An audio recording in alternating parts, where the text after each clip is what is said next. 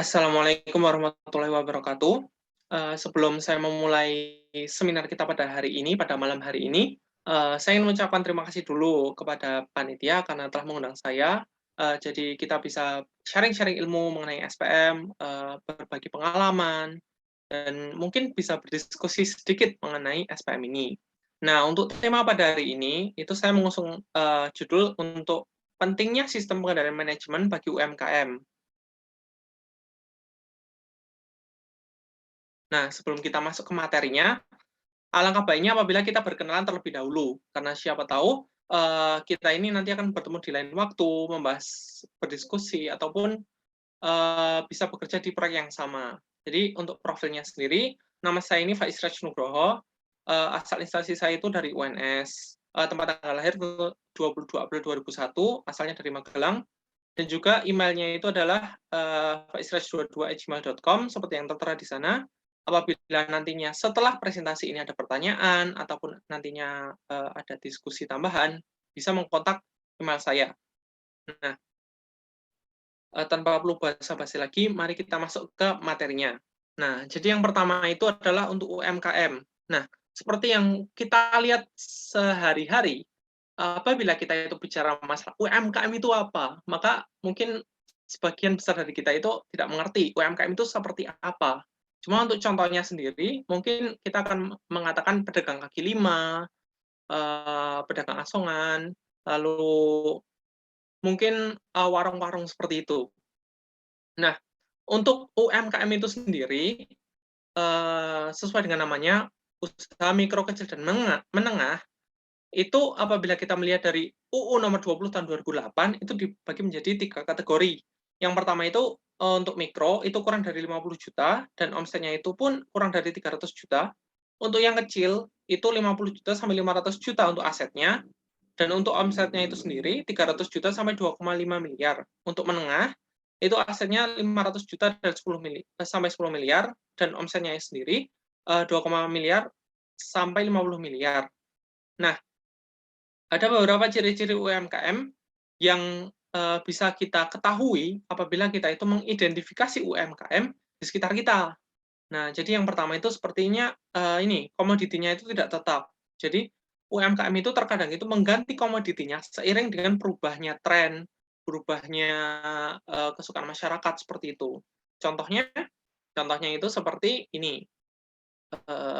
Dulu waktu beberapa tahun 2019-2018 itu ada banyak sekali UMKM yang mengusung tema Ais Kepal Milo.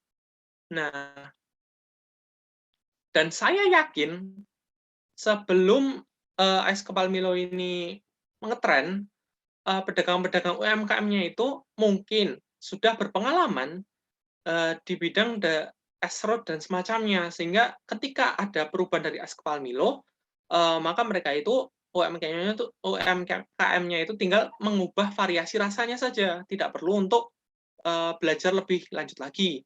Nah, yang kedua selanjutnya, ini adalah tempatnya berpindah-pindah. Jadi kalau kita lihat di pedagang kaki lima atau pedagang apa namanya, yang sering muter-muter keliling kompleks, nah, itu kan sudah jelas kan tempatnya itu berpindah-pindah. Jadi mereka itu menggunakan konsep yang mana mereka itu ingin nyamperin konsumen-konsumennya itu. Jadi biar konsumennya itu ibaratnya nggak capek-capek lah nyarinya seperti itu. Nah, yang ketiga ini belum memiliki akses perbankan.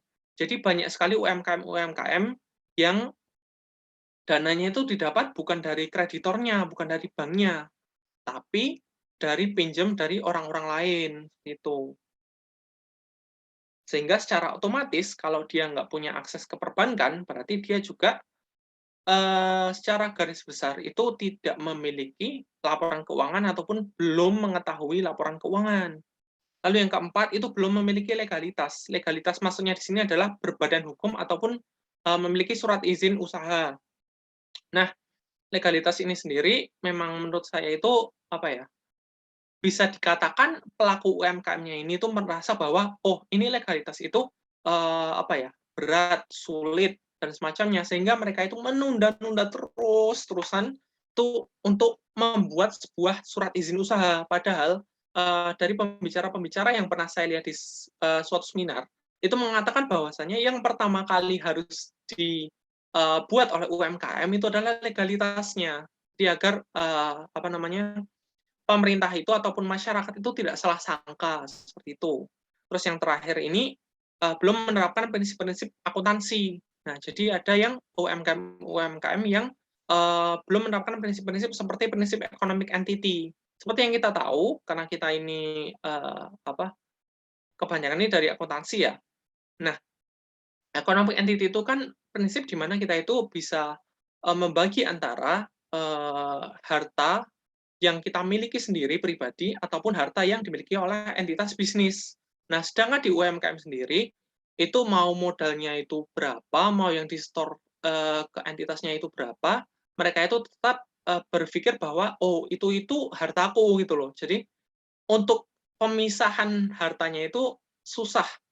Kalaupun UMKM-nya itu, ingin membuat laporan keuangan, maka itu nantinya jelas adaptasinya itu akan cukup susah dan juga memerlukan pendampingan tentunya. Nah, lanjut. Nah, ini ada perkembangan UMKM di Indonesia. Nah, jika, sebelumnya ini data saya ambil dari Kata Data, itu sebuah situs di mana mereka itu menyajikan banyak sekali statistika-statistika yang terkait dengan bidang akademik. Nah, untuk kali ini, untuk UMKM sendiri itu sebanyak 65,5 juta UMKM di Indonesia pada tahun 2019. Nah, itu kan sudah, dibayangkan ya, di 2019, masa-masa sebelum corona dan akan corona, meningkat terus 65,5 juta, bayangkan. Nah, hal itu kan tentunya kan akan, memberikan partisipasi untuk ekonomi Indonesia sendiri. Jadi kan GDP Indonesia otomatis akan naik kan, karena banyaknya, UMKM-UMKM ini. Dan tentunya keuntungan dari UMKM-UMKM yang banyak ini, yang tersebar di seluruh wilayah Indonesia, itu mereka itu bisa menyerap tenaga kerja di sekitar mereka. Buktinya adalah SDM yang terserap di UMKM Indonesia ini sebesar 119,6 juta. Yang mana hal itu akan menyebabkan meningkatnya GDP di Indonesia sendiri. Secara otomatis, pendapatan nasional Indonesia naik, perkembangan ekonomi Indonesia otomatis juga akan naik, karena kan, banyak sekali SDM-SDM yang sebelumnya itu tidak memiliki pekerjaan, ketika memiliki pekerjaan otomatis, membangun, Indonesia itu sendiri, ya. Dan ini berarti perkembangan UMKM di Indonesia ini sangatlah positif, baik itu untuk Indonesia sendiri ataupun untuk, SDM-SDM-nya itu. Nah, dan tadi kan kita kan sudah, melihat soal potensi-potensi dari UMKM-nya itu sendiri. Nah, namun sayangnya UMKM ini masih memiliki banyak kekurangan. Itu yang seperti yang pertama itu seperti keterbatasan modal. Meskipun mereka itu memiliki modal yang, apa ya, bisa dikatakan cukup banyak, dari, golongan menengah, tapi, seiring berkembangnya usaha itu, mereka itu akan tetap perlu modal-modal tambahan untuk mengembangkan usahanya lebih besar lagi gitu loh. Sehingga mereka itu memerlukan seperti kreditor, mungkin investor ketika mereka sudah mencapai tahap, menengah, dan hal itu secara otomatis membuat UMKM-UMKM yang awalnya itu, tidak pernah berkecimpung di bidang laporan keuangan, itu harus membuat laporan keuangan, mendaftarkan, surat, izin usaha untuk mendapatkan modal-modal yang lebih lagi untuk mengembangkan lagi, UMKM-nya mereka. Yang kedua, SDM-nya itu rendah. Nah, jika kita bicara masalah kualitas, SDM di UMKM, memang kita tidak bisa pungkiri bahwa, pelaku-pelaku UMKM ataupun pemicu atau pembuatnya, itu tuh memang terkadang itu bukan berasal dari, kayak ibaratnya kayak SDM-nya itu, kualitasnya itu, eee, belum setinggi dari pembuat-pembuat bisnis yang besar-besar, ataupun perusahaan-perusahaan yang konvensional. Sehingga ketika mereka itu apalagi mereka itu kebanyakan itu kan bukan berasal dari, eee, apa ya sarjana atau lulusan ekonomi, sehingga ketika mereka itu membuat sebuah UMKM, maka mereka itu cenderung untuk lebih, apa ya, lebih mendalami mengenai, apa yang mereka sukai, bidang apa yang jadi tren, tanpa memperhitungkan mengenai, kondisi ekonominya. Yaitu seperti modalnya itu berapa, pendapatannya berapa, bebannya berapa, kalau laba harus gimana, kalau rugi harus gimana, kalau trennya gini harus itu. Nah, itu kan, jarang banget dipikirin sama UMKM ini. Nah, yang ketiga ini kurangnya jaringan usaha. Nah, UMKM ini kan kebanyakan kan berasal ataupun lahir di, kondisi kondisi ataupun di lingkungan-lingkungan yang bisa kita lihat itu tersebar luas. Jadi, seperti contohnya di lingkungan, di gang sempit, terus habis itu misal di lingkungan pengangguran, dan itu tuh mereka itu kan karena UMKM-nya itu berdasarkan dari intuisinya si pemiliknya ataupun keinginan si pemiliknya secara otomatis, UMKM satu dengan UMKM yang lain itu tuh terkadang tuh tidak memiliki hubungan satu sama lain. Jadi nggak misal satunya itu bahan baku, terus habis itu satunya mengolah bahan setengah jadi, itu kan, eee, nggak nggak kayak gitu, gitu loh. Jadi kan kebanyakan itu kan, banyak sekali UMKM yang langsung barang jadi, ambil ke sini, ambil ke situ. Sehingga untuk jaringan usahanya itu untuk, antar UMKM itu memang kurang. Dan untuk jaringan usaha ke eksternal seperti kreditor, karena tadi itu kayak belum punya surat izin usaha, belum memperhitungkan laporan keuangan, nggak tahu pendapatan, habis itu laba rugi nggak dihitung. Nah, secara otomatis itu akan menyusahkan mereka dalam mendapatkan kreditor, terutama kan untuk bank, itu kan kebanyakan memiliki syarat. Nah, yang pertama itu kan otomatis kan, punya laporan keuangan, habis itu misal pendapatannya itu berapa, bebannya berapa, labanya berapa itu kan biar, banknya itu kan mengerti kalau misalnya kekuatan, membayarnya mereka itu kuat enggak buat bayarin dana segini, juga dana atau modal yang mereka setorkan itu berapa sih, agar nantinya itu untuk pertimbangan si bank itu dalam memberikan dananya. Nah, yang keempat ini karena SDM-SDM-nya itu rendah dan, belum berasal dari, lingkungan ekonomi, nah itu ada banyak sekali kurangnya kesadaran atas informasi keuangan. Jadi mereka itu, masih belum paham betul mengenai, informasi-informasi keuangan seperti, laba, rugi, ataupun pentingnya kita itu membuat laporan keuangan. Jadi kebanyakan itu, mereka itu cenderung untuk gas-gas dalam berinovasi. Kayak misalnya gini deh, ikut Ais Kepal Milo tadi aja ya.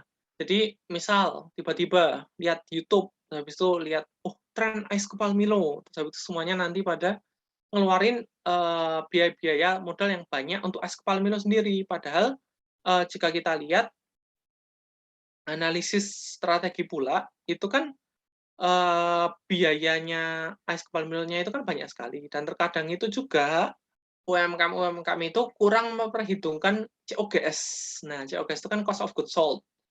Nah, mereka itu kayak memperhitungkan, "Oh, kira-kira harga pasarannya segini." Padahal mereka itu beli bahan bakunya itu jauh lebih mahal daripada harga pasarannya, sehingga ya mau gimana gitu kan, mau maju nggak bisa, mau dapat laba nggak bisa. Nah, itu kan membuat potensi UMKM yang tadi, yang telah kita besar-besarkan kan jadi diturunkan. Jadi ibarat kayak diangkat langsung ke langit, terus habis itu langsung jatuhkan ke bumi, nah gitu.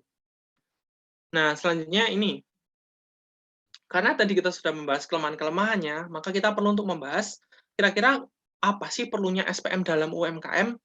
Nah, sebelumnya itu, untuk menggambarkan konsep SPM yang in general, nah saya itu menggambarkan seperti mobil. Nah, kalau mobil ada mesinnya, itu kan dan dikendalikan dengan benar, mesinnya itu juga, bagus, itu kan bisa berjalan sesuai dengan kendali kita. Jadi bisa mencapai ke lokasi yang kita tuju.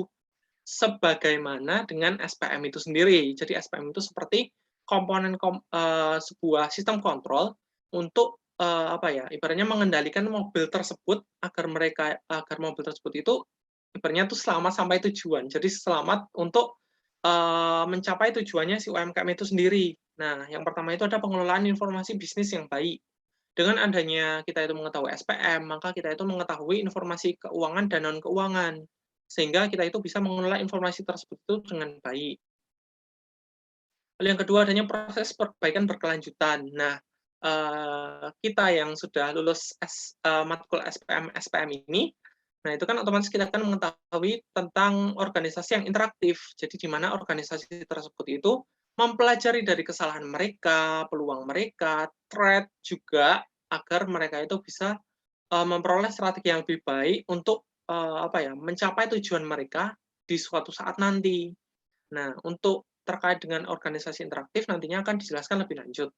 Nah, yang terakhir itu adalah untuk mengoptimalkan potensi UMKM. Nah, setelah kita lihat tadi kan potensi UMKM kan banyak banget, bagus banget buat Indonesia juga. Nah, jangan sampai potensi-potensi yang tadi itu malah tidak bisa dikembangkan lebih lanjut sehingga malah menjadi sebuah kelemahan di Indonesia dan malah menjatuhkan Indonesia. Apalagi kan kalau misal banyak UMKM yang nggak tahu informasi keuangan, terus habis itu nanti bangkrut semua. Nah, otomatis kan perkembangan di Indonesia kan akan menurun, apalagi nanti GDP-nya itu juga akan menurun. Jadi nanti malah memperburuk citra Indonesia bahkan di dunia sekalipun.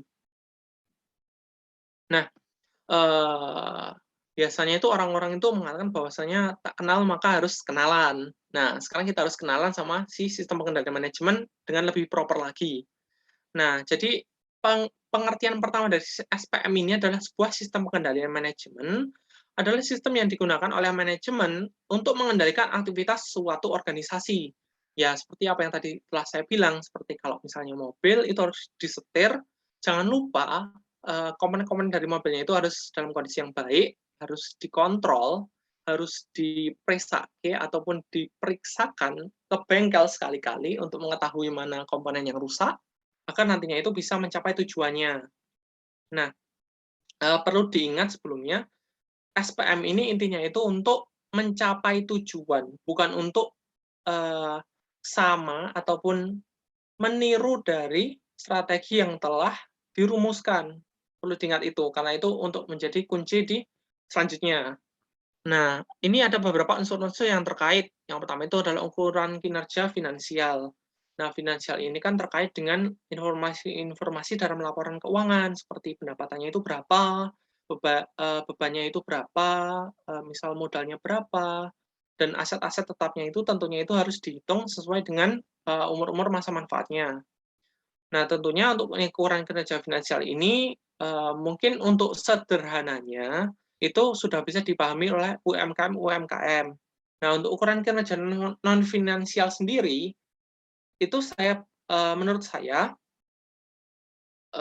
oh sebentar, untuk pengertiannya dulu, itu untuk non-finansial, maka untuk non-keuangan. Jadi kan seperti kepuasan pelanggan, tren, terus habis itu kalau dari internal berarti kecepatan pemrosesan, terus habis itu semangat bekerja karyawan. Nah, untuk, non-finansial sendiri, menurut saya itu untuk diterapkan di menengah, it's okay, karena kan menengah kan omsetnya itu sudah besar gitu kan, asetnya itu juga sudah gede, sudah saatnya, si menengah ini untuk, menuju ke perkembangan yang selanjutnya untuk menjadi mature gitu kan. Nah, tapi untuk yang, kecil-kecil itu saya rasa itu masih, cukup sulit untuk menerapkan non finansial ini, karena kan, adanya trade off di balance balance scorecard-nya.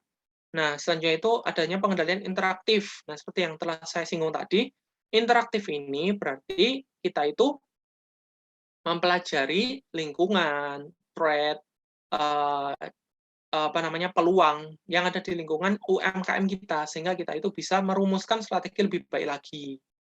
Jangan seperti jangan seperti Nokia. Nokia itu mereka itu hanya menginginkan intuisinya saja. Mereka itu hanya menginginkan, "Aku ingin HP Nokia ini bersimbian OS, itu bisa maju lagi." Nah, itu jangan seperti itu. Kita tetap harus memperhatikan lingkungan-lingkungan dari, UMKM kita.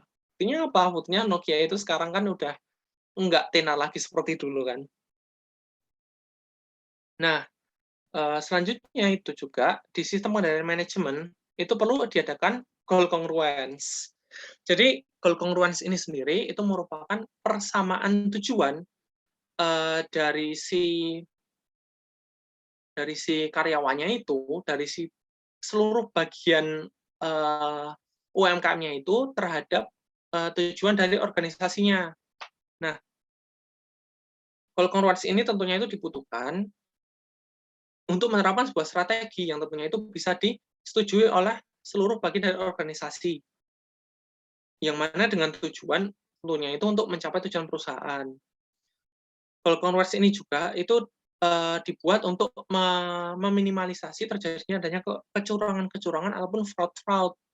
Karena jika kita lihat, itu kebanyakan fraud yang terjadi saat ini, jika kita tidak bicara masalah UMKM, itu banyak sekali terkait dengan konflik kepentingan, yang mana konflik kepentingan itu kan merupakan dipicu dari ketidakadanya goal congruence. Contoh itu seperti kasus Garuda. Kasus Garuda itu kan manajernya itu pengen dapat bonus, manajernya itu pengen dapat gaji tinggi, tapi atasannya itu pengennya itu laporan keuangannya itu samalah, ibaratnya itu wajar lah, benar gitu kan, akurat.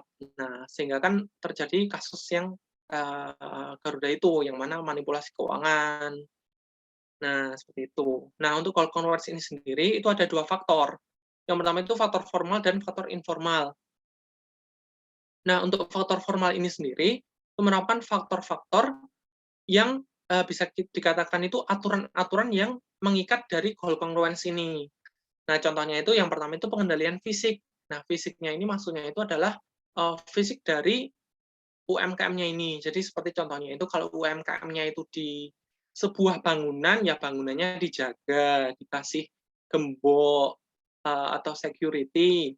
Kalau misalnya di gudang, ya gudangnya dijaga. Jangan lupa aksesnya dibatasi, karena nanti kalau misalnya nggak dilakukan seperti itu, maka nantinya itu akan menimbulkan fraud. Nah, takutnya fraud-nya itu kayak misalnya apa, barangnya dicuri, cacat karena perusakan sengaja, dan semacamnya. Nah, selanjutnya untuk pengamanan sistem. Pengamanan sistem ini terkait dengan sistem komputerisasi dari transaksi.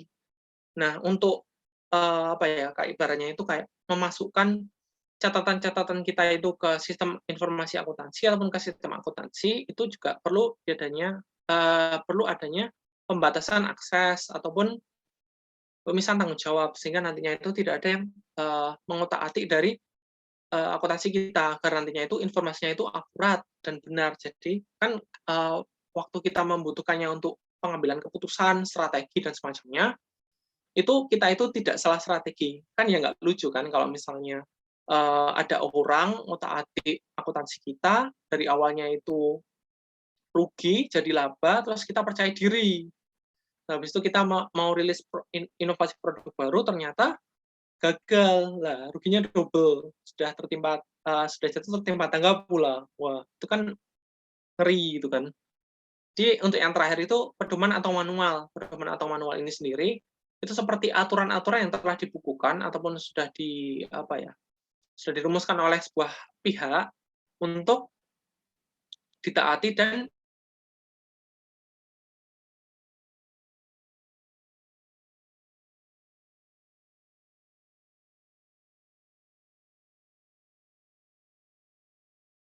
kalau untuk UMKM sendiri, SAK, seperti itu. Intinya kan agar UMKM-nya itu kan tidak kesusahan dalam menerapkan akuntansi, ataupun ketika mereka itu ingin untuk untuk menggunakan. Nah, selanjutnya itu untuk faktor informal. Nah, faktor informal ini yang pertama itu ada norma eksternal. Nah, norma eksternal ini itu merupakan norma-norma yang mana norma ini tuh diinginkan oleh masyarakat sekitar. Nah, ini tuh kita bisa hubungkan ke CSR. Jadi orang-orang sekitar itu kan pengennya apa, itu kita harus tahu, agar nantinya itu kita tuh tidak ditolak oleh masyarakat. Contohnya norma eksternal itu seperti ini. Misal di lingkungan yang pengangguran, Nah, otomatis kan masyarakatnya itu kan pengen untuk dapat, kerja dan juga kan kalau misalnya SDM-nya itu misal lulusan SMP, SMA, SD, kan otomatis kan mereka itu pengennya kerja yang, mudah, tapi kan intinya kan dapat duit gitu kan. Nah, jadi kita itu bisa mendirikan UMKM yang mana kita tuh fokusnya itu ke pemberdayaan masyarakatnya mereka, sehingga nantinya itu, UMKM-nya itu bisa mendapatkan laba, plus mereka itu diterima masyarakat, sehingga didukung oleh masyarakat, plus nantinya itu kalau misalnya pemerintah tahu, pemerintah itu kemungkinan besar itu bakal ngasih dana. Nah, yang kedua ini budaya internal. Jadi UMKM pun itu perlu budaya internal untuk, sistemnya mereka, untuk operasionalnya mereka. Nah, untuk budaya internalnya sendiri itu kan merupakan norma-norma yang, apa ya, telah disepakati sebelumnya untuk dioperasi untuk diimplementasikan ke UMKM-nya sendiri. Contohnya, eee kita kan mungkin pernah lihat kan, di TV-TV waktu Ramadan itu terutama, itu banyak sekali UMKM yang ngomong gini, kalau misalnya puasa gratis makan, kalau misalnya habis Quran gratis, minum, kayak gitu kan. Nah, itu kan merupakan salah satu contoh dari budaya internal yang mereka terapkan, di sebuah UMKM dalam rangka untuk, apa ya, sebagai, pedoman dari operasional mereka sendiri untuk menarik pelanggan dan juga, apa namanya, menjadi prinsip gitulah. Nah, sekarang bayangkan ya, apabila budaya internalnya itu sereligius itu, apakah ada orang-orang yang mau main fraud di UMKM itu? Apakah ada yang misal kepikiran, misal ketika, si hafiz Qur'annya ini, lagi, apa namanya, membacakan ayat Al-Qur'an, lalu ada yang kepikiran, mau melakukan pencurian, kan nggak ada otomatis. Sehingga kan, apa ya, hal itu kan sangat-sangat positif untuk UMK-nya itu sendiri gitu, terutama untuk, internalnya UMK-nya itu sendiri. Nah, selanjutnya untuk gaya manajemen. Nah, gaya manajemen ini tuh tergantung sama manajernya sendiri. Misal di UMKM buka 2 cabang, manajemennya itu berbeda, secara otomatis nantinya itu operasionalnya itu akan berbeda. Kalau misalnya salah satu manajernya itu sikapnya santai, maka nantinya itu pegawai-pegawainya itu juga akan ikut santai dalam, memanajemen, bisnisnya UMKM yang cabang satu. Kalau misalnya di cabang 2 itu, apa, manajernya itu cenderung keras dan juga, apa ya, eee, lebih detail, maka nantinya itu, eee, apa namanya, karyawan-karyawannya itu juga berbeda lagi karakteristiknya, seperti itu. Nah, yang selanjutnya adalah persepsi dan komunikasi. Nah, ini pentingnya persepsi dan komunikasi di sini maksudnya itu adalah persepsi dari beberapa orang ya. Jadi misal, kalau misalnya kita bicara masalah, pusat pertanggungjawaban, kan otomatis pusat pertanggungjawaban di pendapatan itu menginginkan banyak pendapatan. Nah, kalau di pusat pertanggungjawabannya beban, maka kan mereka cenderung untuk meminimalisasi beban. Nah, hal ini kan tentu kan akan kontra kan, karena kan satunya itu pengen pendapatan besar, yang kebanyakan itu kan, bisa kita dapatkan ketika kita itu mengeluarkan uang yang banyak, beban-beban seperti beban R&D, administrasi, terus habis itu iklan, dan semacamnya. Nah, hal ini itu harus kita komunikasikan, satu sama lain agar nantinya itu kita itu bisa, apa ya, bisa memiliki congruence untuk mendapatkan strategi yang baik gitu loh, antara kedua belah pihak seperti itu. Jadi agar nantinya itu, jalannya itu juga enak, tuh. Nah, selanjutnya itu kita masuk ke proses pengendalian manajemen. Jadi yang pertama itu adalah perencanaan strategis, ya simpelnya kita merencanain strategi gitu kan.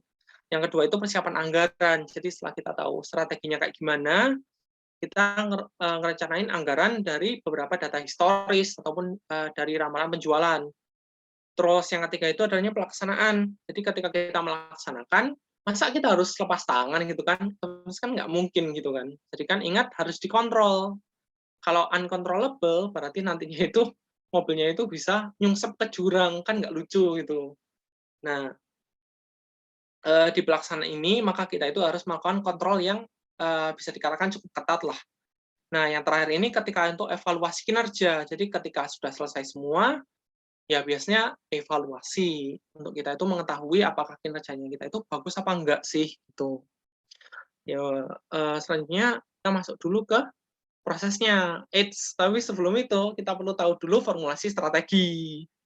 Jadi formulasi strategi ini merupakan proses untuk membuat sebuah strategi berdasarkan beberapa informasi-informasi yang ada. Tentunya saya sudah research di Google dan apa ya, kebanyakan itu UMKM itu menggunakan, kan UMKM itu kan sangat sederhana, sehingga kan kita perlu memiliki formulasi strategi yang sederhana untuk UMKM itu agar bisa mendapatkan market share yang baik gitu kan, untuk bisa berkompetitif di pasar. Nah, formulasi strategi ini adalah analisis SWOT. Seperti yang kita tahu, karena kebanyakan dari sini kan partisipan dari ekonomi ya, itu kan mana mungkin nggak tahu SWOT. Nah, SWOT yang pertama itulah strength. Jadi strength itu adalah kekuatan internal dari UMKM-nya itu sendiri. Jadi bukan berasal dari luar, tapi berasal dari dalam. Contohnya itu seperti apa? Contohnya itu seperti keunikan produk, kecepatan pengiriman, dan semacamnya. Untuk weakness itu kelemahan internal UMKM. Jadi misal SDM-nya itu rendah, terus habis itu belum punya mesinnya, di produksinya itu lama pakai banget.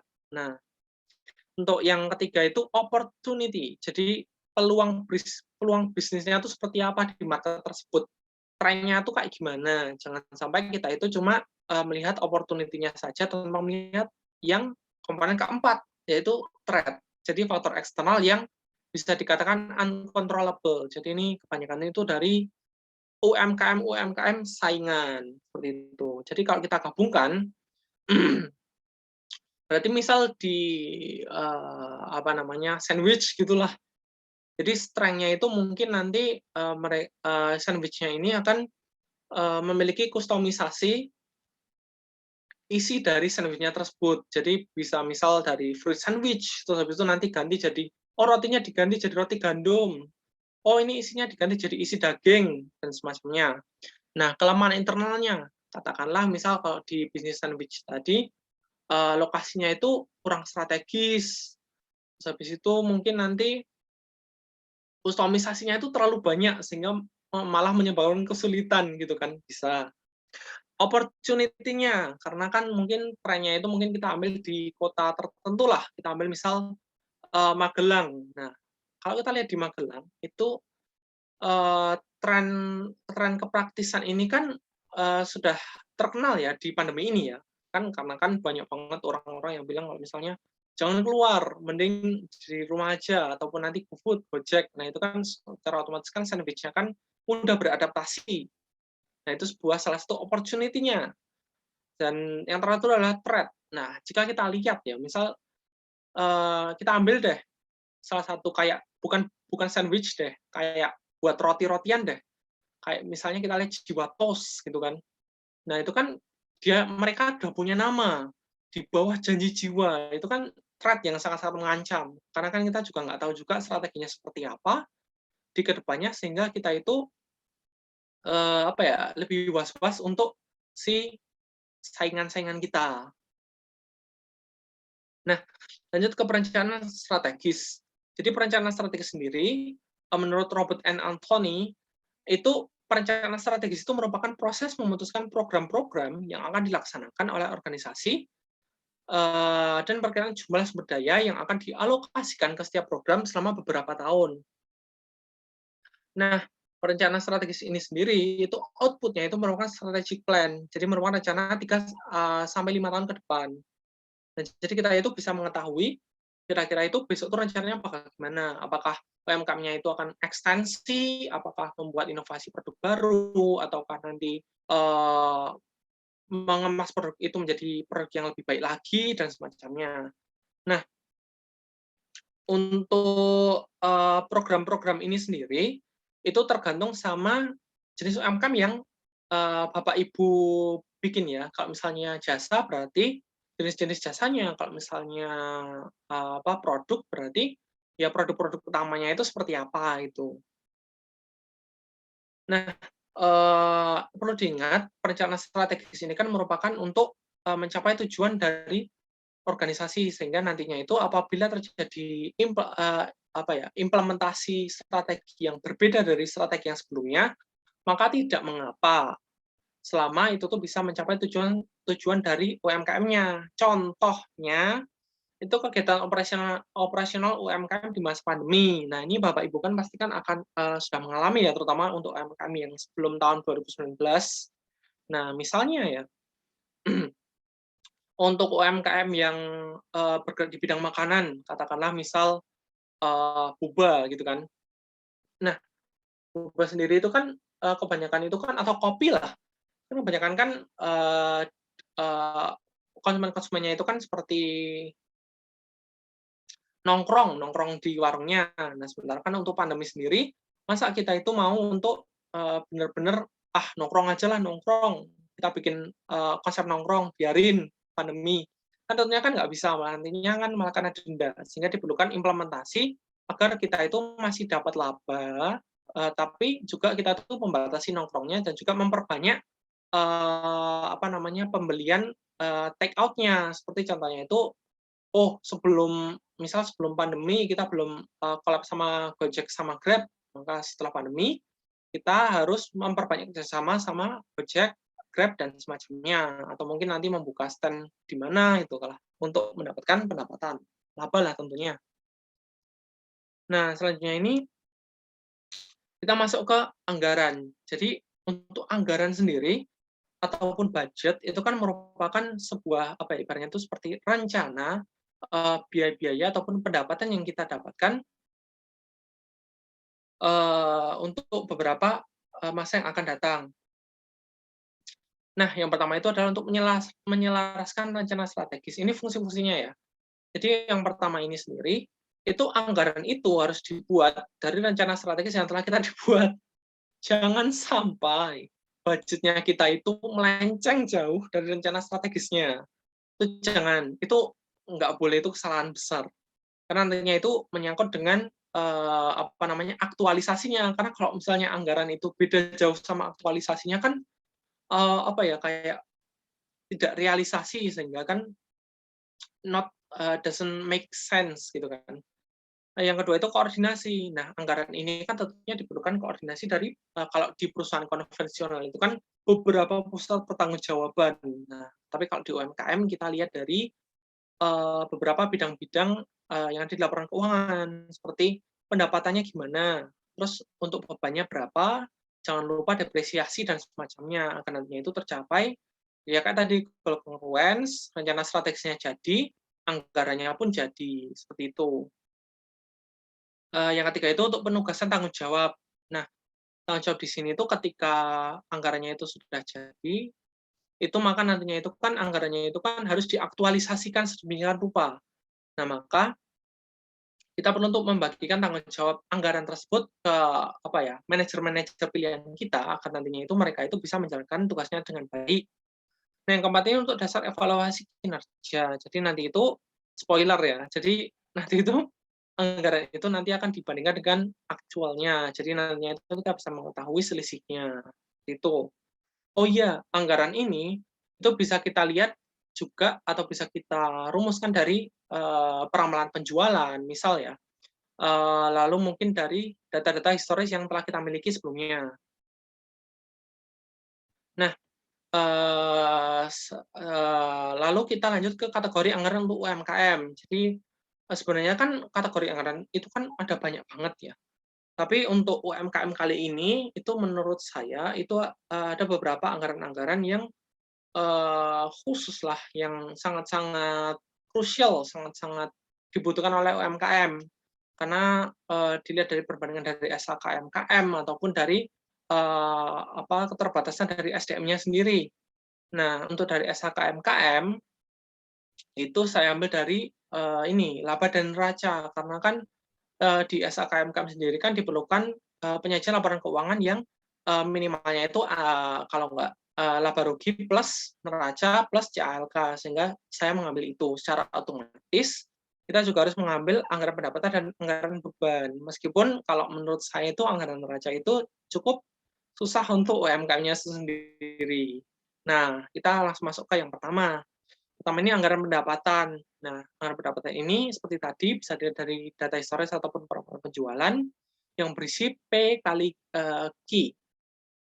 Jadi price dikali quantity. Jadi kita itu perlu mengetahui kira-kira berapa sih price yang akan kita jual dan kuantitinya itu berapa. Tentunya price ini itu harus didasarkan dari perhitungan cost of goods sold yang baik dan benar. Jangan sampai perhitungannya itu aneh-aneh seperti tadi. Seperti misal contohnya itu tidak memperhatikan cost of goods sold, asal jual aja yang penting laku, itu nggak boleh. Jadi akan nantinya itu kita mengetahui pendapatan aktualnya itu berapa. Untuk nantinya itu kan juga untuk perkembangan bisnisnya kita juga gitu loh.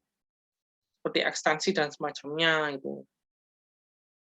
Selanjutnya untuk anggaran beban. Nah, anggaran beban ini sendiri itu merupakan beban-beban yang sekiranya akan kita keluarkan untuk periode operasional di masa yang akan datang. Nah, anggaran beban ini sendiri itu kan terdiri dari beberapa beban-beban yang harus dikategorikan masing-masing. Jadi operasional, administrasi dan umum dan semacamnya. Namanya itu jika kita mengurangi antara pendapatan dan beban, maka kita akan mendapatkan anggaran laba. Nah, anggaran laba ini laba atau rugi ya. Itu sebagai patokan kita untuk tujuannya untuk operasional sekarang. Jadi misal kalau misalnya laba, ya jangan rugi ya. Berarti namanya anggaran harus optimis, jangan sampai kita pesimis rugi gitu. Nah, untuk laba ini sendiri itu harus dijadikan target sehingga nantinya itu kita itu masih bisa optimis untuk mendapatkan labanya. Jadi kita masih bisa otak-atik dari anggaran beban dan pendapatannya. Nah, yang terakhir itu anggaran neraca. Ini yang menurut saya itu cukup susah karena ini itu terkait dengan aset-aset dan juga liability dari si UMKM-nya ini sendiri. Nah, untuk aset-asetnya sendiri itu kan untuk di SAK itu kan untuk neraca itu kan perlu dibedakan antara aset tetap, aset lancar, terus ada depresiasi, terus habis itu nanti untuk liability-nya juga ada beda lagi. Nah, ini tuh menurut saya tetap perlu diberikan adanya pendampingan dari pihak ketiga untuk UMKM-nya itu agar UMKM-nya ini tuh bisa bisa mengerti paham betul neraca gitu loh. Jadi mereka itu mengerti, oh ternyata itu harus didepresiasi gitu. Jangan sampai mereka itu melakukan perhitungan neraca yang kurang baik sehingga nantinya itu malah mengaburkan targetnya. Dan juga neraca ini sebenarnya bagus sih, karena kan kita kan bisa mengetahui kira-kira itu kita tuh pinjemnya itu berapa, terus nanti itu mesinnya itu, oh ternyata mesinnya itu sudah habis masa manfaatnya dan kira-kira itu udah nggak bisa dipakai, sehingga kita itu ada planning buat beli lagi gitu loh. Itu sebenarnya bagus, cuma untuk implementasinya itu agak susah untuk UMKM menurut saya. Nah, ini untuk pelaksanaannya sendiri. Nah, ketika kita melaksanakan, kita itu harus melakukan fungsi controlling dari manajemen. Nah, tentunya kan kita kan sudah tahu ya controlling itu apa. Jadi controlling itu kan untuk kita itu bisa menyelaraskan operasional kita itu dengan strategi yang telah kita buat tadi. Jadi agar tujuannya itu bisa tercapai. Jadi seperti tadi ya, implementasinya itu boleh beda asalkan tujuannya itu tercapai gitu loh. Jadi terserahlah strateginya kayak gimana, tapi diusahakan strateginya itu sama dengan perusahaan strategi yang tadi, seperti itu. Nah, ini saya ambil beberapa elemen-elemen sistem pengendalian yang tentunya itu harus ada di pelaksanaan ini. Yang pertama itu adalah pelacak. Pelacak ini itu merupakan suatu perangkat yang mengukur apa yang sesungguhnya terjadi dalam proses yang sedang dikendalikan. Jadi ini tuh semacam detektor lah. Jadi kayak ada orang yang mengetahui kira-kira ada kesalahan tidak ataupun oh ini berjalan lancar ataupun tidak seperti itu. Untuk penilai atau asesor ini merupakan suatu perangkat yang menentukan signifikansi dari peristiwa aktual dengan cara membandingkannya dengan beberapa standar atau ekspektasi dari apa yang seharusnya terjadi. Jadi penilai ini setelah detektor itu mengetahui operasionalnya, jadi penilai ini nanti akan menilai bagaimana kinerjanya, apakah sesuai dengan strategi atau tidak, apakah sesuai dengan target atau tidak, adakah penyimpangan atau tidak, dan semacamnya. Efektor. Efektor ini suatu perangkat yang mengubah perilaku jika asesor itu mengindikasikan adanya kebutuhan untuk melakukan hal tersebut. Jadi ketika asesor itu menilai adanya hal negatif seperti contohnya itu adanya penyimpangan, maka efektor itu harus bertindak untuk memperbaiki penyimpangan tersebut.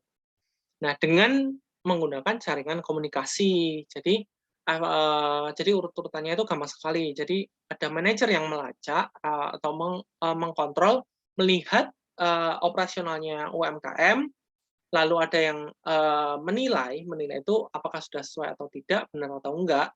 Dan kalau misalnya ada yang salah, otomatis kita itu harus membenarkannya lagi, menuntunnya ke jalan yang benar gitu kan. Jadi agar mereka itu tidak tersesat lagi lah. Nah, dengan cara jaringan komunikasi tentunya, terserah mau komunikasi formal ataupun informal. Tapi saya sarankan ya keduanya sih, karena kan formal kan misal di tempat kerja, informal itu kan untuk mendekati karyawan-karyawan yang ibaratnya itu susah untuk didekati gitu. Jadi perlu untuk diajak keluar jalan-jalan, tapi sambil ngomongin pekerjaan seperti itu.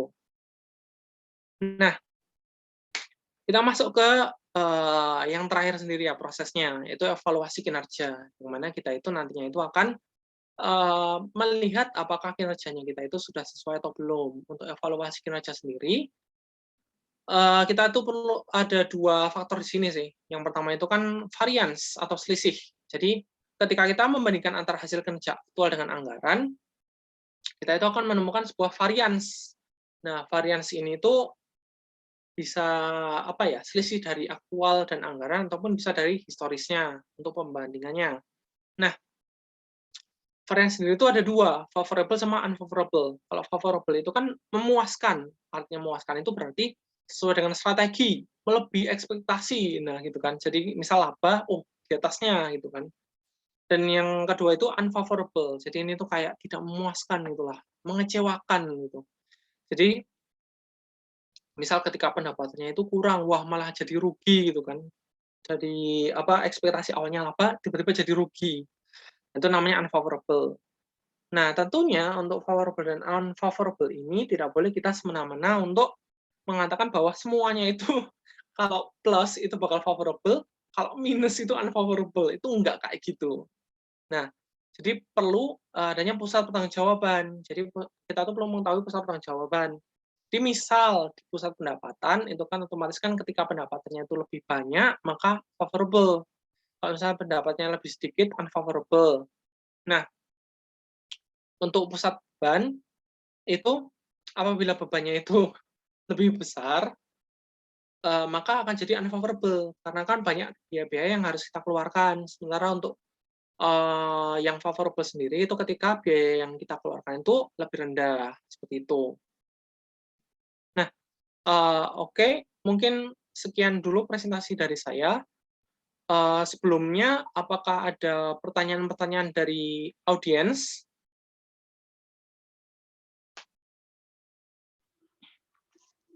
Saya Habis Jaka Pratama ingin bertanya, apa saja Baik, silakan. kesulitan dalam penerapan pengukuran dan penerapan ukuran non-finansial pada UMKM? Terima kasih. Oke, baik, terima kasih. Bagus sekali ya menurut saya mengenai pertanyaan dari Mas Abizaka ini. Nah, jadi untuk ukuran non-finansial, ini memang ada beberapa kesulitan-kesulitan dalam UMKM-nya itu sendiri untuk implementasinya itu ya.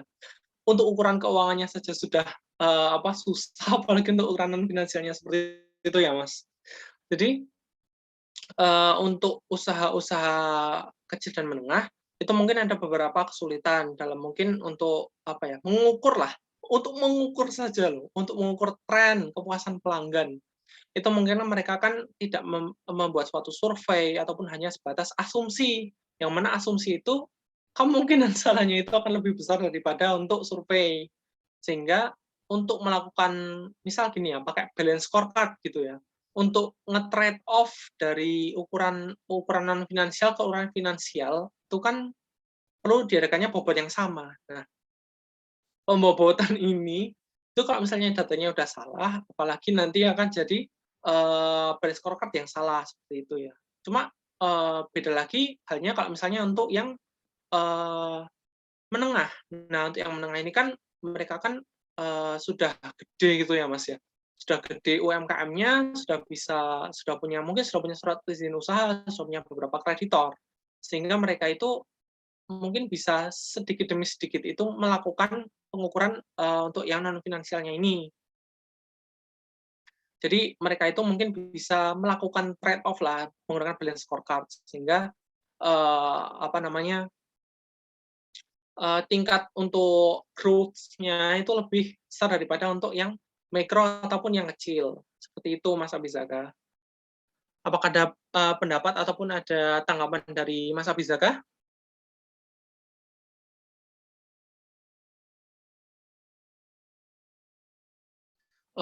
Sepertinya tidak ada ya. Bila tidak ada, saya selesaikan sampai di sini. Apabila ada salah mohon maaf. Wassalamualaikum warahmatullahi wabarakatuh. Terima kasih semuanya.